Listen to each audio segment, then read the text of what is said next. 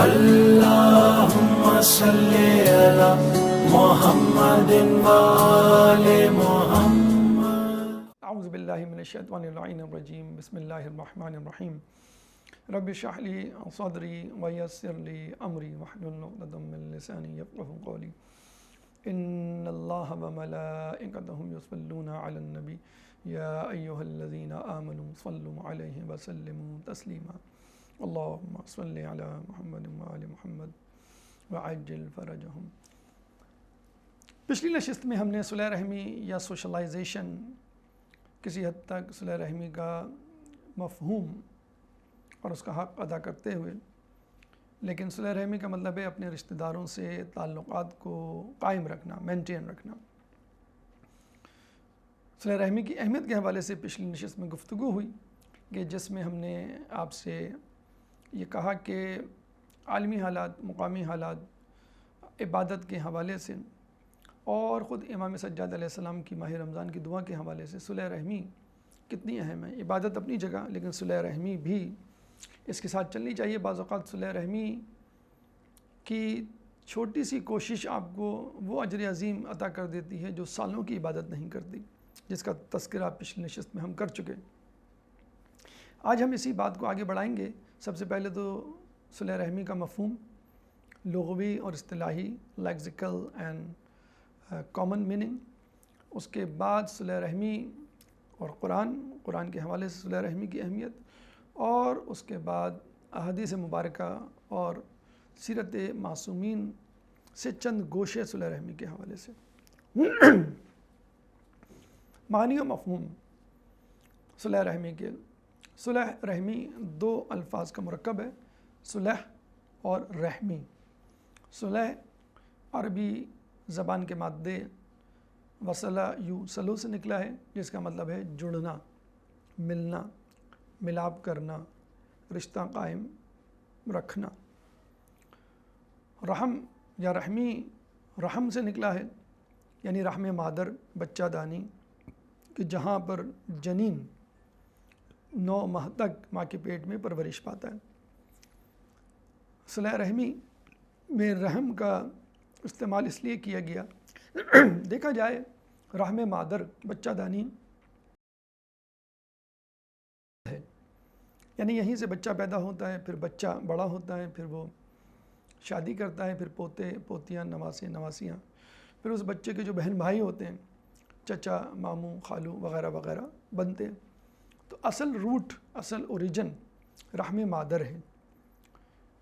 رحم مادر سے پیدا ہونے والے رشتوں کو نبھانا، مینٹین کرنا، دیٹ از صلح رحمی، یا عام فہم لفظوں میں رشتہ داروں سے تعلقات استوار کرنا، مینٹین کرنا. یہاں پہ اس بات کی نشاندہی ضروری ہے کہ رشتہ داری 3 قسم کی ہوتی ہے: نسبی، کسبی اور روحانی. نسبی یعنی آپ کے والدین اور آپ کے والدین سے پیدا ہونے والے بچے، یعنی آپ کے بہن بھائی، اس کے بعد چچا، ماموں، خالو وغیرہ وغیرہ. کسبی جس کو آپ خود حاصل کرتے ہیں، جیسے ہم کہتے ہیں نا علم وہابی، علم کسبی. علم وہابی جو خدا کی طرف سے عطا ہو، کسبی جو آپ خود مدرسے سے، اسکول سے حاصل کرتے ہیں. تو کسبی وہ رشتے جو آپ خود بناتے ہیں، خود پیدا کرتے ہیں، خود کریٹ کرتے ہیں، خود اڈاپٹ کرتے ہیں. یعنی آپ شادی کرتے ہیں تو آپ کے ساس اور سسر آپ کے ماں باپ ہیں، کسبی ماں باپ، حقیقی ماں باپ نہیں. تیسرے نمبر پہ وہ رشتہ دار کہ جو روحانی، جیسے کہ استاد اور خود اہل بیت، جیسے کہ احادیث مبارکہ میں بھی آیا ہے کہ میں اور علی اس امت کے 2 باپ ہیں. تو حسبی، نسبی، کسبی اور روحانی رشتہ داریاں. اب یہ بات اہم ترین ہے کہ جو رشتہ سب سے قریب ہوگا، سب سے مفید ہوگا، وہی سب سے زیادہ اہمیت کا حامل ہوگا، اور اس پہ ہی ہمیں سب سے زیادہ اپنی توجہ مرتکز کرنی ہے، فوکس کرنا ہے. اب آئیے ہم قرآن کی طرف چلتے ہیں کہ جس میں صلح رحمی کے حوالے سے اہمیت بتلائی گئی ہے، اور اس اہمیت کا، صلح رحمی کی اہمیت کا اندازہ اس بات سے لگایا جا سکتا ہے کہ اللہ تعالیٰ نے 3 چیزوں کو 3 چیزوں کے بغیر قبول کرنے سے انکار کر دیا، یعنی 3 عبادتوں 3 نیکیوں کو 3 دوسری نیکیوں سے نتھی کر دیا ہے، جوڑ دیا ہے کہ اگر یہ لاؤ گے تو یہ قبول ہوگا ورنہ نہیں۔ جیسے ہم کہتے ہیں نا کہ نماز میں درود ہوگا تو نماز قبول ہوگی ورنہ نہیں۔ تو سورہ بقرہ آیت نمبر 43 میں اللہ تعالیٰ فرماتا ہے اقیموا الصلاۃ وآتوا الزکوٰۃ، کہ نماز قائم کرو اور زکوٰۃ دو، یعنی نماز پڑھی زکوٰۃ نہ دی تو کوئی فائدہ نہیں، نماز بھی پڑھنی ہے زکوٰۃ بھی دینی ہے۔ یہاں پہ وہی کانسیپٹ جو ہم نے پچھلی نشست میں آپ کے سامنے ڈسکس کیا کہ عبادت الہی اور خدمت مخلوق الہی یہ ہیں 2 اجزاء، 2 کمپوننٹس اسلام کے۔ تو نماز بھی پڑھنی ہے، زکوٰۃ بھی دینے، لوگوں کو اس کا حق بھی پہنچانا ہے، صرف عبادت نہیں، ورنہ تو بہت سے عبادت گزار ایسے بھی ہیں جن کی عبادتوں کا اثر عبادت گاہ کے باہر نظر نہیں آتا۔ کسی نے کیا خوب کہا کہ عبادت کا اثر اگر مسجد سے باہر نظر نہیں آتا تو وہ عبادت نہیں عادت ہے۔ ایک شخص نے کہا کہ میں لوگوں کے ظلم سے تنگ آ گیا، لوگوں کے جھوٹ مکر دغا بازی اور ان کی کرپشن سے پریشان ہو کر میں نے مسجد کا رخ کیا کہ وہاں مجھے ایسے لوگ مل جائیں کہ جو ان لوگوں کے بالکل متضاد ہوں اور مجھے ایک کمفرٹیبل ایک آرام دہ ماحول مل جائے۔ تو میری حیرانگی کی انتہا نہیں رہی کہ مسجد کی پہلی صف میں وہی لوگ موجود تھے جو معاشرے میں ظلم کر رہے تھے۔ تو یہ ہے ماحول آج کل کے معاشرے کا کہ لوگ یہ سمجھتے ہیں کہ ہم 5 وقت کی نماز پڑھ کے وہ تمام گناہ جو ہم کر رہے ہیں، گناہ کا ہو جانا ایک الگ بات ہے عمدن یا سہون، لیکن گناہ کی پلاننگ، منصوبہ بندی اور اس پہ اصرار to maintain the sinner situation وہ ایک الگ بات ہے۔ وہ پھر آدمی فاسق کہلائے گا، فاجر کہلائے گا، جو مصر ہے اپنے گناہ پر، اس کی پھر توبہ نہیں ہے۔ جو توبہ تو چھوڑ، توبہ کا خیال بھی دل میں نہیں لاتا اور یہ سمجھتا ہے کہ بس میں نماز پڑھ لوں گا، تو ایسی نماز کا کیا فائدہ؟ ان الصلاۃ تنہی عن الفحشاء والمنکر، نماز برائی فواحشات سے روکتی ہے اور آپ اسی سے نہیں رک رہے اور نہ رکنے کی کوشش کر رہے۔ تو اللہ تعالیٰ چاہتا ہے نماز بھی پڑھو اور زکوٰۃ بھی دو۔ اللہ تعالیٰ چاہتا ہے کہ اپنے آپ کو بھی جہنم کی آگ سے بچاؤ اور دوسرے لوگوں کو بھی پریشانیوں سے بچاؤ تاکہ وہ اپنے لیے قیامت میں کچھ سامان پیدا کر سکیں اور تمہاری نجات کا بھی کوئی ذریعہ بنے۔ پھر اللہ تعالیٰ سورہ لقمان آیت نمبر 14 میں فرماتا ہے انشکر لی ولوالدیک، میرا شکر ادا کرو اور اپنے والدین کا شکر ادا کرو۔ کتنی عجیب بات ہے، ابھی بات کر رہا ہے اللہ تعالیٰ اپنی کہ میرا شکر ادا کرو، ایک دم سے اللہ تعالیٰ جو ہے وہ گفتگو کا منظرنامہ اور پہلو چینج کرتا ہے اور کہتا ہے لوگوں کا بھی شکر ادا کرو۔ بلکہ احادیث مبارکہ میں تو یہ بھی آیا ہے کہ جو شخص لوگوں کا شکر ادا نہیں کرتا وہ اللہ کا بھی شکر ادا نہیں کرتا۔ یعنی آپ نے اللہ والدین کا شکر ادا نہیں کیا جنہوں نے آپ کو پال پوس کے جوان کیا، غذا دی، پانی دی، کپڑے دیے، صاحبان گھر دیا، اور آپ اللہ کا شکر ادا کر رہے ہیں، تو ایسے شکر کا کیا فائدہ؟ اللہ تعالیٰ اپنا شکر اس وقت تک قبول نہیں کرے گا جب تک آپ والدین کا شکر نہیں کریں گے۔ سورہ لقمان کے بعد سورہ نساء آیت نمبر 1 میں اللہ تعالیٰ فرماتا ہے وَاتَّقُوا اللَّهَ الَّذِي تَسَاءَلُونَ بِهِ وَالْأَرْحَامَ، اللہ تعالیٰ سے ڈرو کہ جس کے ذریعے سے تم ایک دوسرے سے سوال کرتے ہو اور رشتہ داروں سے۔ بھئی اللہ تعالیٰ سے ڈرنا تو سمجھ میں آتا ہے، لیکن رشتہ داروں سے ڈرنا، یعنی جس طرح ہم اللہ تعالیٰ کی ناراضگی سے ڈرتے ہیں کہ اللہ اگر ناراض ہو گیا تو نعمتیں سلب ہو جائیں گی، جنت ہاتھ سے نکل جائے گی، اسی طرح اگر رشتہ دار بھی ناراض ہو گئے، قطع رحمی ہو گئی، آپ نے کسی کو پریشان کیا، ظلم کیا، تو بھی یہی کچھ ہوگا، اللہ ناراض ہوگا اور جنت آپ کے ہاتھ سے نکل جائے گی۔ تو وَاتَّقُوا اللَّهَ الَّذِي، تقوی اختیار کرو، اللہ سے ڈرو کہ جس کے ذریعے تم ایک دوسرے سے سوال کرتے ہو، اللہ ہی کے ذریعے، اللہ ہی کو خوش کرنے کے لیے تو آپ ایک دوسرے سے سوال کرتے ہیں، مانگتے ہیں، حاجات طلب کرتے ہیں۔ اور پھر رشتہ داروں سے بھی ڈرو کہ اگر تم نہیں ڈرو گے تو ظلم کرو گے، جب ظلم کرو گے تو اللہ کو ناراض کرو گے۔ تو آپ کو اللہ سے بھی ڈرنا ہے، رشتہ داروں سے بھی ڈرنا ہے، ان اے سینس کہ ان کو کوئی تکلیف نہ پہنچے اور آپ کے کسی عمل کی وجہ سے وہ ناراض نہ ہوں۔ آپ کو اللہ کا بھی شکر ادا کرنا ہے اور والدین کا بھی شکر ادا کرنا ہے۔ آپ کو نماز بھی پڑھنی ہے اور زکوٰۃ بھی دینا ہے۔ آپ نے دیکھا ان تینوں آیات میں ایک جز، ایک کمپوننٹ اللہ سے متعلق ہے اور دوسرا جز، دوسرا کمپوننٹ لوگوں سے متعلق ہے۔ اقیموا الصلاۃ وآتوا الزکوٰۃ، اقیموا الصلاۃ کا تعلق آپ کی ذات اور خدا سے، اور دوسری چیز یعنی وآتوا الزکوٰۃ کا تعلق معاشرے سے، لوگوں سے، صلہ رحمی سے۔ اسی طرح ان اشکر لی ولوالدیک، ان اشکر لی پہلے جز، پہلے کمپوننٹ کا تعلق آپ سے اور خدا سے، اور دوسرے جز کا تعلق آپ سے اور والدین سے، سوشلائزیشن، صلہ رحمی۔ تیسری آیت میں بھی یہی ہے کہ واتقوا اللہ الذی تساءلون بہ والارحام، کہ اللہ سے ڈرو اور لوگوں سے، یعنی ایک کمپوننٹ آپ اور اللہ کے درمیان اور دوسرا کمپوننٹ آپ اور سوسائٹی کے درمیان۔ تو یہ اہمیت ہے صلہ رحمی کی، کہ جس کے بغیر انسان کی اپنی عبادت عکارت ہے، فضول ہے، بیکار ہے، اگر اس نے سوشلائزیشن، صلہ رحمی، لوگوں اور رشتہ داروں سے تعلقات کو اہمیت نہیں دی۔ اب آئیے احادیث مبارکہ اور سیرت ائمہ سے چند گوشے۔ امام جعفر صادق علیہ السلام کی شہادت 15 شوال کو قریب ہے، یا درس کے آن ایئر جانے تک گزر چکی ہوگی۔ ہم دیکھتے ہیں کہ اللہ تعالیٰ صلہ رحمی کو اتنا پسند کرتا ہے، آیت اللہ دست غیب گناہ کبیرہ میں روایت لکھتے ہیں کہ اللہ تعالیٰ کو 2 قدم بہت پسند ہیں۔ ایک وہ قدم جو مسلمانوں کے گروہ میں شامل ہونے کے لیے اٹھایا جائے۔ مثلا آپ نماز پڑھنے کے لیے نکلتے ہیں، مسجد میں مسلمانوں کا ایک گروہ ہے جو نماز پڑھنے کے لیے تیار بیٹھا ہے، آپ اس گروہ میں شامل ہو جاتے ہیں، تو یہ قدم جو آپ اٹھاتے ہیں یہ اللہ کو بہت پسند ہے۔ یا آپ جہاد میں یا کسی اہم کام کے کاز میں کہ جس میں امت کی بہتری پوشیدہ ہے، اس کو جوائن کرنے کے لیے، لوگوں کے ساتھ بیٹھنے کے لیے اور جہاد یا کوئی بھی کام اجتماعی طور پہ کرنے کے لیے قدم اٹھاتے ہیں۔ یہ وہ قدم ہے جو مسلمانوں کے کسی گروہ کو جوائن کرنے کے لیے اٹھایا جاتا ہے۔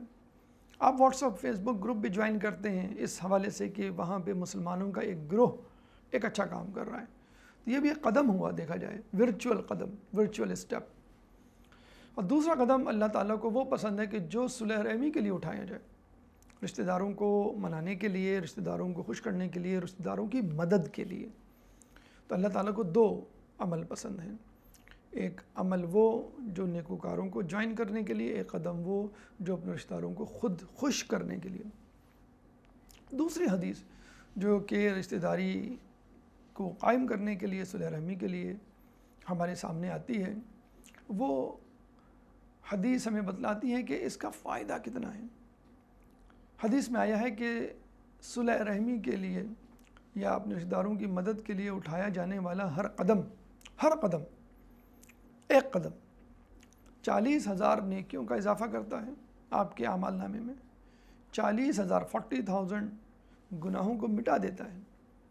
40,000 فقط ایک قدم، کتنے گناہ ہم کرتے ہیں؟ 40,000 تو پھر بھی ہم روزانہ یا مہینے میں شاید نہ کرتے ہوں، ایک قدم اور پھر دوسرا، پھر تیسرا، آپ ملٹیپلائی کرتے چلے جائیں۔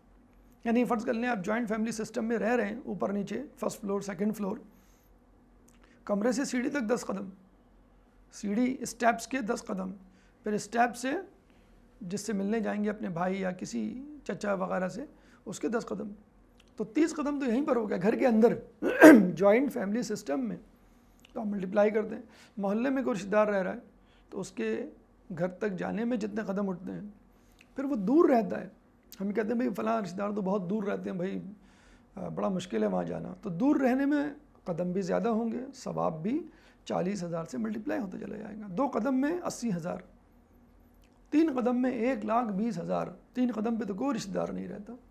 گھر میں بھی آپ کو 4-5 قدم تو اٹھانے پڑتے ہیں اپنے بہن بھائی یا والدین کو منانے کے لیے، دوسرے کمرے تک جانے کے لیے 10 قدم تو گھر میں ہی پورے ہو جاتے ہیں۔ تو 40,000 4 لاکھ قدم 4 لاکھ نیکیوں میں تبدیل ہو جائیں گے۔ 10 قدم گھر کے اندر ہی آپ کو 4 لاکھ گناہوں سے نجات دلا دیں گے، اور پھر 40,000 درجات بلند ہو جاتے ہیں۔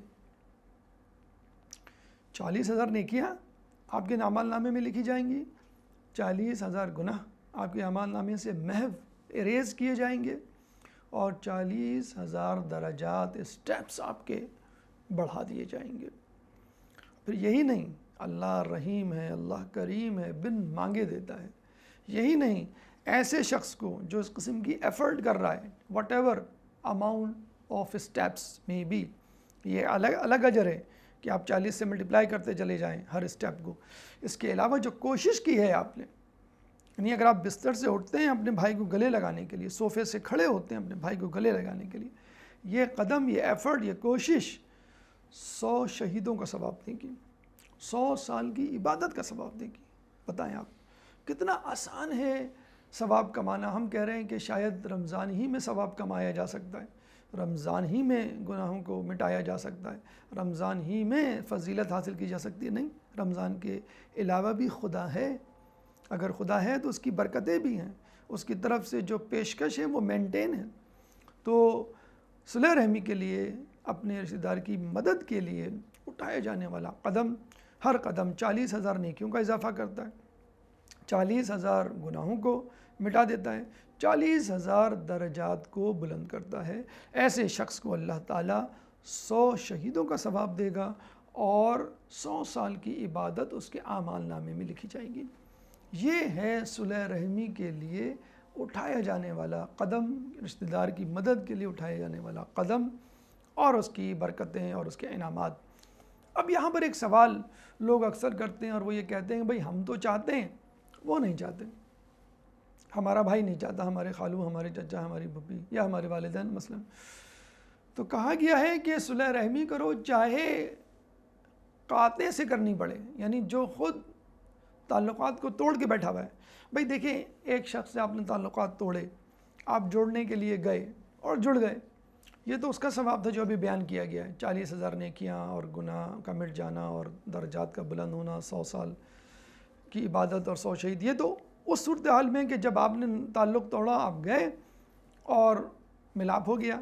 یہاں تو احادیث مبارکہ میں آیا ہے کہ اس سے بھی صلح رحمی کرو جو تم سے قطع رحمی کرے، یعنی آپ ملنا چاہ رہے ہیں، وہ نہیں ملنا چاہ رہا، جیسے کہ یوزولی ہوتا ہے۔ صلح رحمی کرو چاہے تمہیں 1 سال کی مسافت طے کر کے جانا پڑے، 1 سال کی مسافت۔ یہاں پر 12 گھنٹے، 14 گھنٹے، 20 گھنٹے کی فلائٹ ہے کینیڈا کی، فرانس کی مثلا، اور مسلسل سفر کریں 1 سال تک، تو مجھے لگتا ہے آپ چاند اور مریخ پر پہنچ جائیں۔ یعنی آپ کے ناراض رشتہ دار اگر چاند اور مریخ پر بھی پہنچیں، 1 سال تک سفر کر کے آپ پہنچیں، 1 سال کا سفر، یہ اہمیت ہے۔ اس سے بھی کریں۔ اچھا، پھر ایک اور بات، پھر آپ کہیں نہیں ہمارے جو رشتہ دار ہیں جن سے ہم نے تعلق توڑا ہے وہ تو دینی حوالے سے ہے، وہ گناہ پہ گناہ کرتے ہیں، بے پردگی کرتے ہیں، وہ نماز نہیں پڑھتے، وہ اہمیت نہیں دیتے نیکی کو۔ احادیث مبارکہ میں آیا ہے صلح رحمی کرو چاہے تمہارا رشتہ دار کافر ہی کیوں نہ ہو۔ کافر یعنی گناہ گار رشتہ دار تو بہت دور کی بات، ہم میں سے ماشاءاللہ ہر شخص اپنے آپ کو نیکوکار سمجھتا اور ایسا نیکوکار کہ اس جیسا نیکوکار پورے خاندان میں نہیں ہوتا۔ ہم اپنی شخصیت کے لیے وکیل بنے ہوئے ہیں اور دوسروں کے لیے جج بنے ہوئے ہیں، فوراً ججمنٹل ہو جاتے ہیں، یہ گناہ گار ہے، یہ مطلبی ہیں، یہ مفاد پرست ہیں، یہ ریاکار ہیں، یہ حرام خور ہیں، فوراً ججمنٹ دے دیتے ہیں، ہم ورڈکٹ، فیصلہ سنا دیتے ہیں قاضی بن کر۔ اور اپنے لیے ارے جناب کیا کریں، کرنا پڑتا ہے، آج کل ایسے ہی چل رہا ہے، اگر نہیں کریں گے تو جاب سے نکال دیے جائیں گے، تھوڑا بہت تو چلتا ہے، ارے کیا کریں بچوں کی خوشی تھی تو تھوڑا بہت گانا بجانا ہم نے کر لیا، ارے کیا کریں بیگم نہیں مانتی، چلیں تھوڑا بہت تو کر لیتی ہیں، آدھا حجاب ہی صحیح۔ تو آپ اپنے لیے تو وکیل ہیں اور دوسروں کے لیے جج بن کے بیٹھے ہوئے ہیں۔ آپ کو اپنے لیے جج ہونا چاہیے، دوسروں کا وکیل ہونا چاہیے، دوسروں کو رعایت دیں۔ چھٹے امام کا قول ہے کہ اگر کوئی مومن بھائی تمہارے سامنے کوئی عذر، ایکسکیوز لے کر آئے تو اس ایکسکیوز کو قبول کر لو۔ تو صحابی نے پوچھا یا امام اگر اس کے پاس کوئی ایکسکیوز نہ ہو؟ تو امام نے کہا تم خود ہی بنا لو، بھئی آپ جاب پہ کیوں نہ آئیں؟ اب وہ خاموش شرمسار کھڑا ہوا ہے، آپ خود ہی کہہ دیں اچھا طبیعت خراب ہوگی، اچھا گرمی بہت ہے، لو لگ گئی ہوگی، اچھا کوئی ایمرجنسی ہو، کوئی مسئلہ نہیں، آپ ایکسکیوز قبول کر لیں۔ اتنا زیادہ جسے کہتے ہیں کہ اہمیت ہے۔ تو اس سے بھی آپ قطع تعلق صلہ رحمی کریں جو قطع تعلق کر رہا ہو، چاہے آپ کا رشتہ دار کافر ہی کیوں نہ ہو۔ خود امام کے حوالے سے ہمیں چند واقعات چھٹے امام کے حوالے سے ملتے ہیں، جن کی شہادت 15 شوال اور ایک روایت کے مطابق 25 شوال۔ امام کا ایک رشتہ دار غالباً بھتیجا عبداللہ حسنی، اس سے امام کا کچھ معاملہ خراب ہوتا ہے، محفل کے اندر نوک جھوک ہوتی ہے۔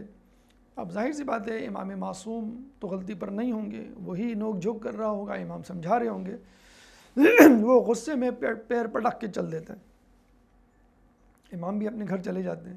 دوسرے دن یا غالباً اسی دن رات میں اپنے اس رشتہ دار سے جو کہ بھری محفل میں امام کو بری بھری جلی کٹی سنا رہا تھا اور پیر پٹک کے جو چلا جاتا ہے، امام اس کے گھر جاتے ہیں اور کیا کہتے ہیں آپ دیکھیں، یہ طریقہ ہے، میتھڈالوجی، اسٹریٹجی، حکمت عملی ہے رشتہ داری کو قائم کرنے کے لیے کہ جو رشتہ دار ہم سے ناراض ہیں اور من کے نہیں دیتے، امام دروازہ کھٹکھٹاتے ہیں، عبداللہ حسنی گھر سے باہر نکلتے ہیں تو امام کہتے ہیں کہ میں گھر گیا، میں نے قرآن پڑھا، قرآن کی اس آیت کو پڑھتے ہوئے میں ڈر گیا۔ کون سی آیت؟ سورہ رعد آیت نمبر 21 کہ والذین یصلون کما ما امر اللہ بہ ان یوصل یخشون ربہم، کہ لوگوں کی تعریف کی جا رہی ہے ان لوگوں کی کہ جو صلح رحمی کرتے ہیں، کہ والذین یصلون ما امر اللہ بہ، کہ وہ لوگ جو کہ اللہ کے حکم کے مطابق صلح رحمی کرتے ہیں، ان یوصل یخشون ربہم، اور یہ وہ لوگ ہیں کہ جو اللہ سے ڈرتے ہیں، اللہ کے مطابق صلح رحمی کرتے ہیں۔ یعنی یہ نہیں کہ بس آپ نے واٹس ایپ پہ میسیج دے دیا فیملی پہ 15 شعبان نیمہ شعبان کو، بھائی جس سے میری لڑائی ہے ان سب کو میں نے معاف کیا اور مجھے بھی معاف کیا جائے، نہیں، اسپیسیفکلی آپ جائیں، جس کی آپ نے انسلٹ کی ہے، علی الاعلان کی ہے تو علی الاعلان اس سے معافی مانگے، چھپ کے کیے، الگ کیے، تنہائی میں کیے تو جس طرح کیے اس طرح چھپ کے تنہائی میں معافی مانگے اسپیسیفکلی۔ تو جب امام نے یہ بات کہی کہ میں اس آیت کو پڑھ کے ڈر گیا تو عبداللہ حسنی خود شرمندہ ہو گئے کہ امام وقت، امام معصوم صلح رحمی کے لیے آیت کو پڑھ کر ڈر جاتے ہیں، حالانکہ امام کو یہ آیت کیا اس وقت یاد نہیں ہوگی جب امام سے عبداللہ حسنی جھگڑ رہے تھے، تو کہا کہ نہیں امام میری غلطی تھی، مجھے آپ معاف کر دیں۔ تو یہ بھی ایک طریقہ ہے کہ آپ نے اس کو بتلا بھی دیا کہ دیکھو میں جو صلح رحمی کرنے آیا ہوں کسی مطلب، کسی دکھاوے کے لیے نہیں، مجبوری اور ڈر خوف کی وجہ سے نہیں، قرآن میں لکھا ہے کہ صلح رحمی کرو اور اس طرح کرو گے جیسے کہا گیا۔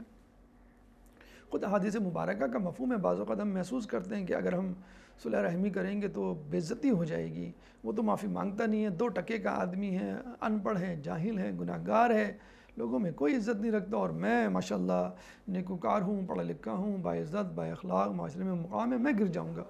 رسول فرماتے ہیں کہ اگر جو مفہوم روایت ہے کہ صلح رحمی کے لیے تمہیں محسوس ہو کہ تمہاری عزت میں کمی ہو رہی ہے تو قیامت کے دن وہ عزت مجھ سے لے لینا۔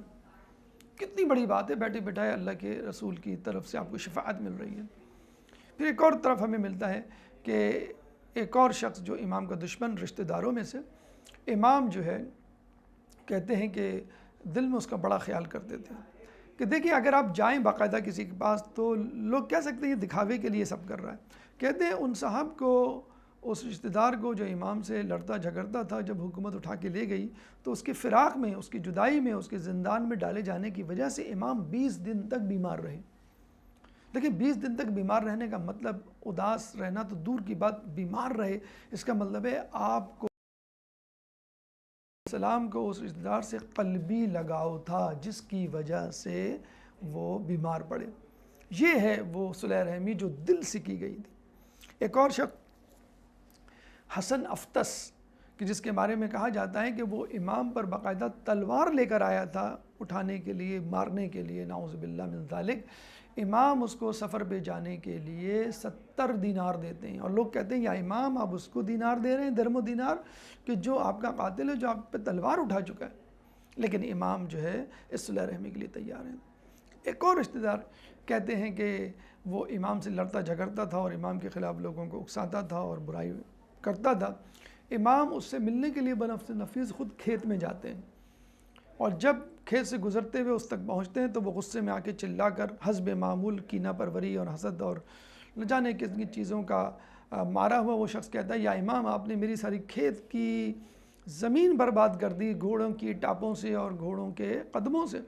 امام نے مسکراتے ہوئے کہا کہ یہ کھیت، یہ کھلیان، یہ فصل تمہیں سال بھر کتنا دے دیتی ہے؟ تو وہ کہتا ہے کہ اگر فصل اگائی تو 10,000 درہم سالانہ، ورنہ کچھ نہیں۔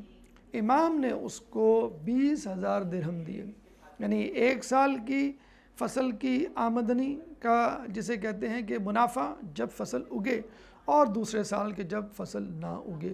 جب ان لوگوں نے پوچھا تو آپ نے کہا کہ یہی طریقہ کار ہے، اور ہم دیکھتے ہیں کہ وہ شخص بعد میں آپ کا صحابی، آپ کا دوست بن جاتا ہے۔